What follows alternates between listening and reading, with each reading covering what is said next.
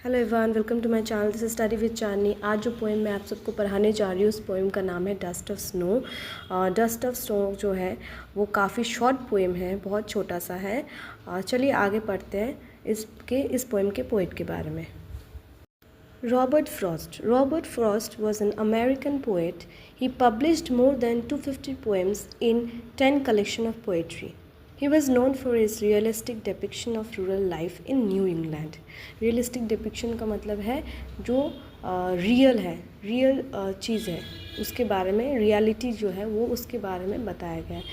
तो he was born in 26 March 1874. He died in 29 जनवरी 1963। चलिए आगे पढ़ते हैं पोएम को। Dust of snow, the way a crow shook down on me, the dust of snow from the hemlock tree.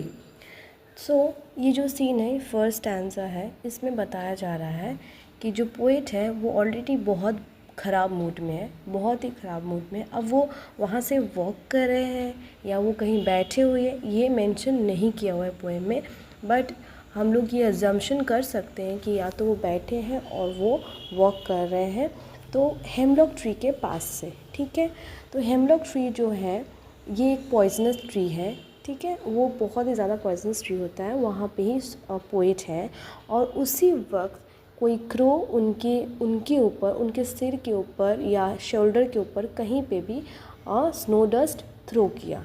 ठीक है, तो वो ऑलरेडी एक बैड मूड में थे और इस वक्त उनके ऊपर जो क्रो होता है वो उनके ऊपर डस्ट थ्रो कर दिया। ठीक है, चलिए next answer. Has given my heart a change of mood and saved some part of a day I had root.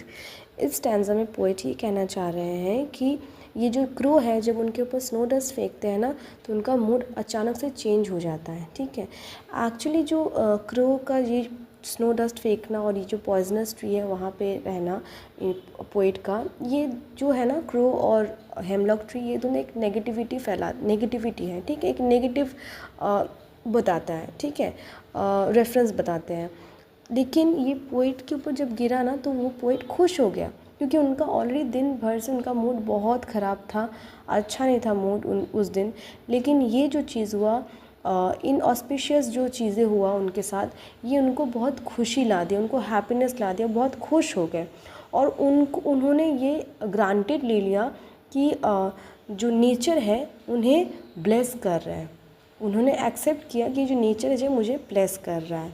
तो इस तरह से पोएट ने सोचा। चलिए तो रिपीट कर लेते हैं इस पोएम को और अच्छे से थोड़ा सा समझा देते हैं कि इस पोएम जो ये पोएम का शुरुआत है, ये जो पोएट है बहुत ज़्यादा बैड मूड में है। वो ट्री के पास से जा रहे थे और या तो बैठे थे और वो ट्री का नाम था hemlock tree which is very poisonous tree. और उसी वक्त किसी क्रो ने उनके ऊपर स्नो डस्ट फेंका जिसकी वजह से उनका मूड बहुत अच्छा हो गया और ऐसा उन्हें लगा कि नेचर चूज़ किया है to bless him. Okay, nature ने उनको ब्लेस किया जिसकी वजह से वो खुश हो गया और ये पॉजिटिविटीज़ के हिसाब से उन्होंने एक्सेप्ट किया। आई होप आप सबको मेरा ये वीडियो समझ आया, मेरा ये एक्सप्लेनेशन समझ आया है। अगर कोई भी प्रॉब्लम होता है तो प्लीज़ मुझे कमेंट बॉक्स में ज़रूर शेयर कीजिएगा। मेरा वीडियो को अगर पसंद आया हो तो please do like, share and subscribe. Thank you so much.